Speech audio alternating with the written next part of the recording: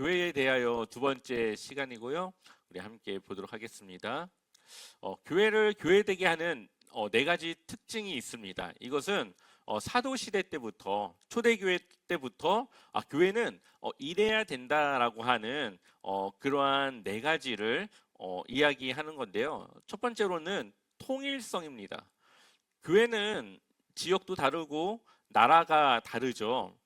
그러나 통일되는 모습들을 가지고 있어요. 그것은 그리스도의 몸된 교회라고 하는 통일성을 가지고 있는 거죠. 그래서 예수 그리스도의 지체로서 교회가 활동하고 교회가 예배하는 것, 이러한 통일성을 가지고 있는 겁니다. 그래서 우리가 교회 안에서 해외를 나가건 어디를 가든 조금의 방식은 좀 다르지만 우리가 그 안에 적응할 수 있고 거기서 예배할 수 있는 이유는 통하는 게 있기 때문에. 모든 교회들은 예수 그리스도를 예배하고 그 지체로서 활동하는 그런 교회의 모습들은 다 똑같은 통일성을 가지고 있기 때문에 교회는 그렇게 통일된 모습이 있어야 된다라는 첫 번째 특징을 가지고 있습니다. 두 번째로는 거룩성입니다. 한번 우리 같이 읽어볼까요? 함께 읽어보겠습니다. 교회는 구원받고 거룩해진 성도들의 모임이기에 하나님 앞에서 거룩한 회중이며 하나님의 나라를 위해 구별된 회중이다. 네, 교회는 들어올 때는 구원이 뭔지 예수님이 누군지 모르고 들어오지만 그래도 교회에 와서 교회의 성도가 된다고 하는 것은 구원받아 거룩해진 성도들의 모임이라고 볼 수가 있죠. 어떻게 보면 지금이야 교회가 있기 때문에 사람들이 오지만 초대교회 당시에는 사람들이 먼저 모였고 교회가 시작된 거기 때문에 구원받은 성도들의 거룩한 성도들이 모여서 교회를 이루는 그래서 하나님 앞에서 거룩하고 하나님의 나라를 세우기 위한 그러한 교회로서 먼저 시작했기 때문에 교회는 거룩성을 가져야 된다.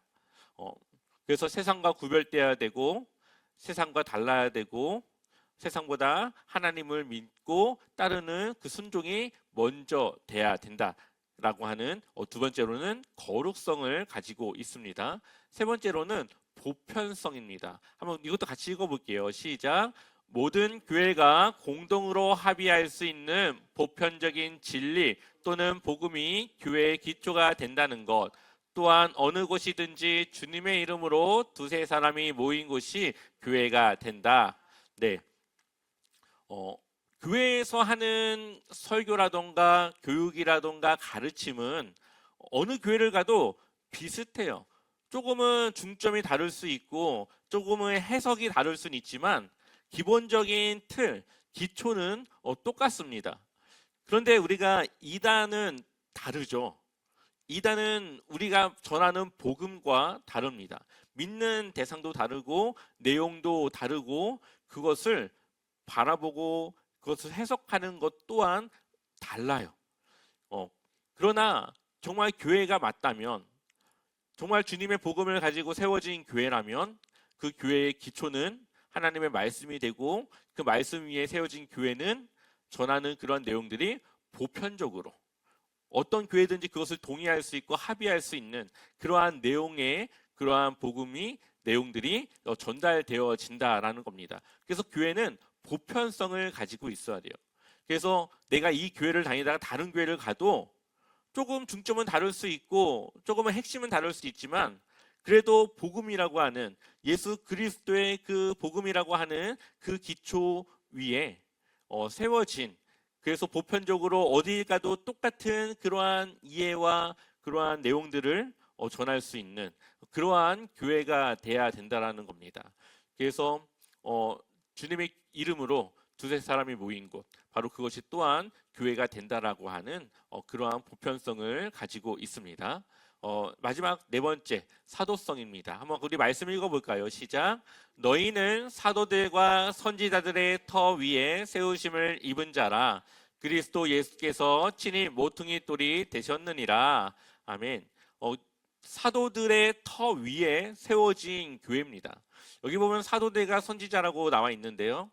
선지자들은 구약 시대를 대표하는 사람들이고요. 사도들은 신약 시대를 대표하는 사람들이에요. 그래서 구약의 말씀과 신약의 말씀 위에 세워진 교회여야 된다는 거죠. 그래서 사도들의 터 위에 세워진다고 하는 것은 교회가 뭐 사도를 인정해야 된다 이런 게 아니라 사도들이 전한 복음, 사도들이 전한 메시지, 사도들이 전한 그 말씀들, 그것을 기초로 교회는 그 위에 세워져야 된다라는 것을 이야기합니다. 그래서 그 말씀 위에 세워져서 예수 그리스도를 중심으로 모여진 그 사람들을 예수 그리스도를 모퉁이돌이 되어져서 교회를 세워나가는 이 사도성, 이 네 가지가 초대교회 때부터 교회는 이러한 네 가지 특징을 가져야 된다라고 세워놓은 이 특징들이에요. 근데 이것이 흔들리기 시작할 때가 있습니다. 이 사람이 누군지 아십니까? 이 사람이 그 유명한 종교개혁가 루터입니다. 루터를 이제 그림으로 그려놓은 건데요. 종교개혁이 일어났죠. 종교개혁이 일어난 이유는 그때는 기독교가 없었고 다 천주교였습니다. 지금의 천주교라고 하지만 기독교가 이제 이렇게 쭉 오다가 뭔가가 하나씩 좀 잘못되기 시작해요. 그래서 이 천주교가 성당을 짓는데 유럽의 성당들을 보면 좀 어떻게 지었나 모를 정도로 엄청나게 웅장하게 이렇게 성당을 짓습니다. 그러다 보니까 자금이 부족해요. 그 돈을 메꿔야 되는데 돈이 없으니까 이제 면죄부를 팔기 시작하죠. 사람들에게 죽은 아버지, 어머니, 자녀, 여러분들이 면죄부 그 헌금을 내는 순간 연옥에 있다가 천국으로 갈지 지옥으로 갈지 결정되지 않은 그 연옥에 있다가 여러분들이 헌금하면 그 면죄부를 사면 천국으로 갈 수 있다라고 하는 그러한 이야기에 사람들은 막대한 헌금을 하기 시작해요. 그러면서 이제 성당을 짓기 시작하는 거죠. 근데 루터가 보니까 성경하고 맞지가 않아요, 그것이. 그래서 루터가 99개 반박문을 써서 천주교의 잘못된 교리와 내용들을 반박하기 시작합니다. 근데 이럴 수밖에 없었던 이유는 그때 당시에는 성경이 다 라틴어로 돼 있었어요. 그러니까 이 천주교 사제들, 신부들은 라틴어를 배우고 읽고 할 수 있으니까 성경을 볼 수 있고 그것을 전할 수 있는데 일반 사람들은 라틴어가 뭔지 알 수가 없지 않습니까? 그때는 성경은 무조건 라틴어로만 기록이 되어져 있었고 일반 평민들은 성경을 제대로 볼 수가 없었어요. 그러니까 그 신부들이 전하면 그게 맞나 보다 하고 그 말을 따를 수밖에 없는 거죠. 그것을 루터가 알았고 그것을 반박하면서 루터가 했던 일이 독일어로 이 라틴어 성경을 독일어로 번역을 합니다. 그래서 사람들이 그때부터 번역된 성경을 읽기 시작하고 성경을 이제 스스로 알아가기 시작해요. 그러면서 종교 개혁을 통해 이제 천주교가 구교, 원래 있었던 기독교라고 해서 구교, 그리고 우리는 신교, 거기서부터 떨어져 나온 그런 신교라고 이제 구분이 되어지기 시작합니다. 그래서 천주교는 자기들이 전통성이라고 이야기하지만 사실은 이러한 역사 속에 보면은 천주교는 전통에서 벗어난 거고요. 기독교가 오히려 전통을 지키고자 이 벗어난 길에서 돌아왔다고 볼 수가 있는 것이죠. 그래서 그러한 종교개혁 시대에 이 천주교는 여러 가지 이 성례, 교회 안에는 이 성례가 참 중요한 예식인데 그 성례에 대한 여러 가지 것들이 생겨나기 시작합니다. 여기 보면은 7가지 카톨릭에서 지키는 성례가 나오는데요. 저도 정확하게는 잘 몰라요. 그냥 대충 들어서만 아는데 첫 번째는 세례. 우리랑 똑같이 이제 세례를 받는 거고요. 두 번째는 견진, 성장하는, 그리고 성체, 그리고 고해, 병자, 이렇게 5가지는 모든 카톨릭 신자가 다 해야 되는 겁니다. 근데 밑에 혼인은 결혼이고 성품은 이 사제들을 말하는 거예요. 신부가 되는 사람들에게 주는 그런 거. 그래서 7가지로 이 성례를 나눠 가지고 이것을 이제 이야기하고 됩니다. 근데 이 아까 말했던 루터와 칼빈은 필요 없다 이거. 2가지만 있으면 된다라고 이야기를 하죠. 그것은 바로 세례와 성찬입니다. 그래서 교회는 뭐 아까 뭐 있었던 거 그런 거는 하나도 하지 않고 세례를 주고 성찬에 참여하는 것, 이 2가지만을 지금 하고 있죠. 그래서 이 천주교의 잘못된 그러한 예배라던가 교회의 모습들을 다시 루터와 칼빈은 바로 잡고 이 2가지 세례와 성찬만을 교회의 중요한 예식으로 이야기를 하게 됩니다. 물론 여기에 세례와 성찬 안에는 하나님의 말씀이 함께 들어가 있고 하나님의 말씀에는 또한 기도가 포함되어져 있다고 볼 수가 있는 거죠. 그래서 세례는 물로 우리의 죄 씻음을 받는 것, 그리고 사람들 앞에 내가 하나님과 함께 평생을 하겠다고 하는 공표, 공동의 이 사람들 앞에서 내가 공표하는 그러한 예식이고요. 성찬은 예수 그리스도의 살과 피를 나누고 그것을 함께 하는 그러한 시간이라고 볼 수가 있습니다. 그런데 이 성찬이라는 것이 교단마다 조금 그 의미가 달라요. 네. 여기 보면은 제가 그냥 간단하게 정리를 했는데요. 카톨릭은 뭐라고 돼 있죠, 옆에? 화채설이라고 써 있죠. 화채설. 화채설은 제가 성찬 때 몇 번 얘기를 했는데 이 신부가 기도를 하는 순간 이 성찬의 그 포도주와 떡에 기도를 하는 순간 이것이 그리스도의 살이 되고 피가 된다라고 믿는 거예요. 그래서 여기 보면은 여러 가지 이 성찬에 대한 다른 이해들이 있는데 이것은 쉽게 말하면 성찬의 시간에 예수 그리스도께서 어떻게 임재하느냐의 차이를 두고 있습니다.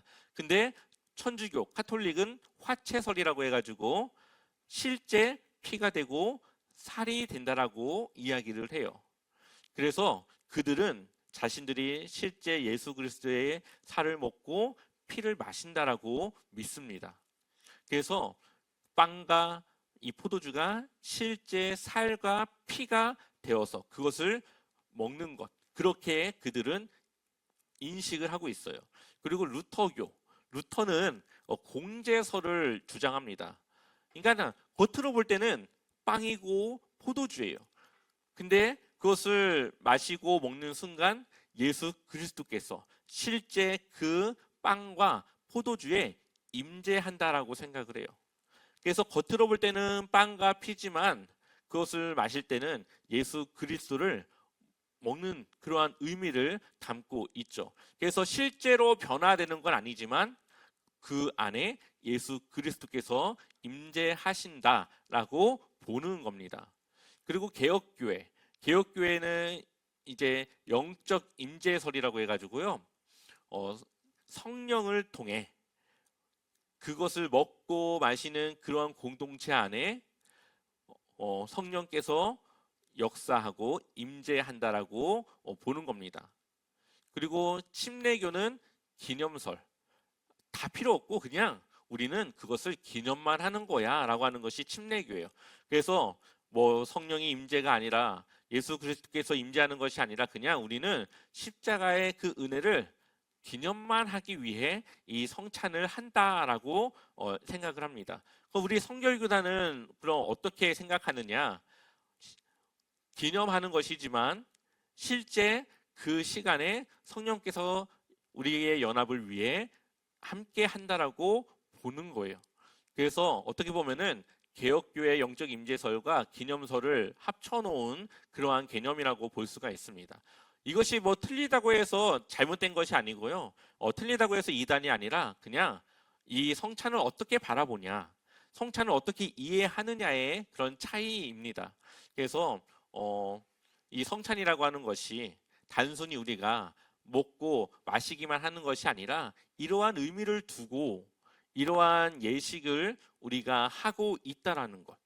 그래서 어, 이러한 중요성, 이러한 중점들을 각각 생각하고 있다라는 것을 여러분들이 하면 한번 알고 있으면은 좋을 것 같아서 오늘 이 세례와 성찬에 대한 이야기가 있어서 함께 좀 더 이야기를 넣어봤습니다. 그래서 우리가 성찬은 원래 좀 자주 하면은 더 좋습니다. 근데 자주 하면 또 이것이 어, 의미를 잘 이렇게 음미하지 못하고 그냥 또 하나보다라고 하는 그러한 좀 그런 생각을 갖게 하기도 해요.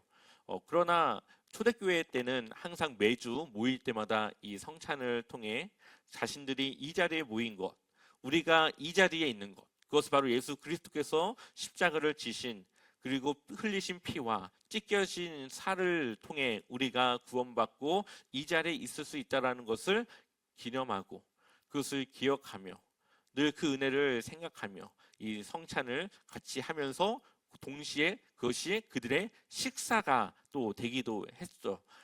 그렇게 했던 것인데 이것이 그래서 원래는 거의 매주 드려졌던 것이 중간에 쯔빙글리라고 하는 그 신학자가 있습니다. 그 신학자에 의해서 그렇게까지 할 필요 없다. 그냥 텀을 두고 그 의미를 좀 더 되새기면서 하는 것도 괜찮다라고 하는 그런 이야기가 나오면서 지금은 조금은 교회마다 좀 편차가 있는 그러한 성례로 바뀌어지게 됩니다. 그래서 여기서 보면은 교단별로 이렇게 좀 나눠져 있긴 하지만 사실 교회별로 더 이것은 좀 나눠져요. 뭐 성결교라고 해서 다 저렇게 하는 건 아니고요. 목사님들마다 성경을 바라보는 생각, 이해에 따라서 그것을 좀 다르게 이야기를 하기도 하지만 저는 개인적으로 그것을 기념하는 목적과 또 그 시간에 함께 동일한 피와 살을 우리가 기념하는 그 장소에서 우리가 그리스도의 한 공동체, 한 가족으로서의 연합된 의미를 그러한 성령의 역사가 있다라고 저는 생각을 하기 때문에 지금 노란색으로 쳐져 있는 그 개념 안에서 성례를 우리가 하고 있습니다. 그래서 오늘 여기까지 내용 함께 하도록 하겠고요. 이제 성찬을 여러분들이 그동안 많이 하셨겠지만 앞으로 또 성찬에 참여하실 때 단지 우리가 그냥 그 시간이 왔으니까 하는 것이 아니라 이 시간을 통해 성령께서 우리 안에 하나됨의 역사와 그러한 의미를 담고 있다는